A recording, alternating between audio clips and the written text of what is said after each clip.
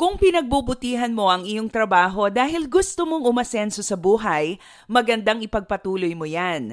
Kung nagsusumikap ka dahil gusto mong yumaman, wala rin namang masama dyan. Ngunit may mas magandang ambisyon at motibasyon sa ating pagsisipag at pagsusumikap.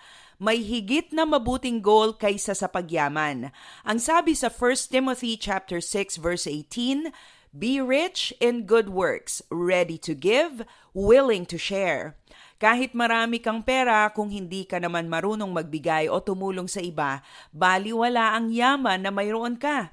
Tandaan mo, ang pagpapalang ibinigay ng Diyos sa iyo ay hindi lamang para sa iyo.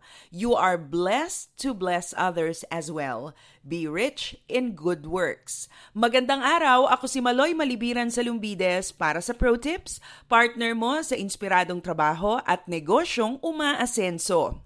Ang dahilan ng iba sa hindi pagtulong ay sila mismo'y kapos at nangangailangan din ng tulong. Pero alam mo, sa maraming pagkakataon, excuse lamang yan. We always have something to give. We always have something to share. Hindi lang naman pera ang pwede mong ibahagi. You can share your time, your presence, your knowledge, and your friendship to someone who is in need. How can you be rich in good works? Una, be connected to the source of all riches. Kanino nga ba nagmumula ang lahat ng yaman at pagpapala? Hindi ba't ang Diyos ang may-ari at may likha ng lahat? So be connected to God and you will never be in want. Yan ang sinabi sa Psalm 23 verse 1. "The Lord is my shepherd, I shall not want." Hindi ka magkukulang sa iyong mga pangangailangan kung ang Diyos ang iyong pagkakatiwalaan. Baka naghahanap ka ng trabaho ngayon kung saan-saan ka na nag-apply pero hanggang ngayon wala ka pa ring makita.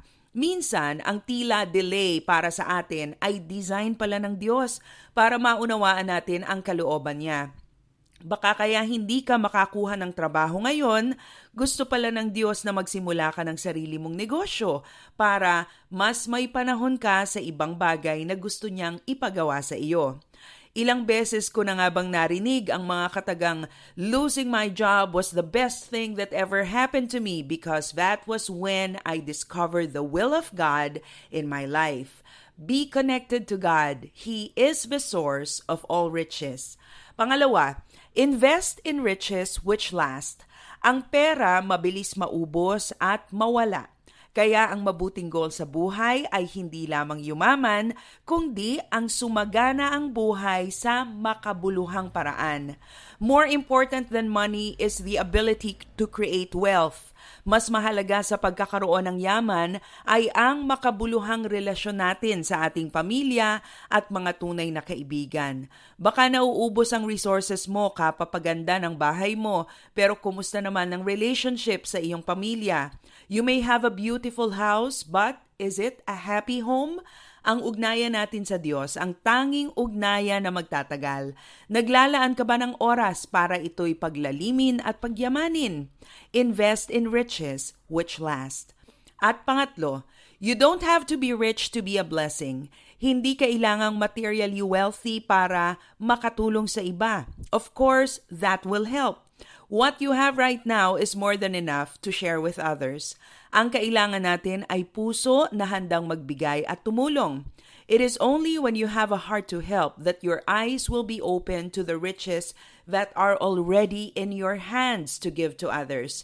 Mayroon kang kaopisina na kailangan ng tulong pero kulang ang resources mo para tugunan ang lahat ng kailangan niya.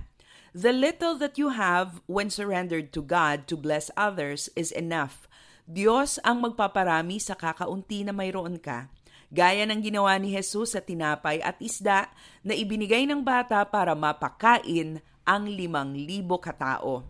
Be rich in good works. Kung ano ang mayroon ka ngayon, sapat para maging pagpapala sa iba. Para sa Pro Tips, ako si Maloy Malibiran sa Lumbides. Be a blessing in the workplace today.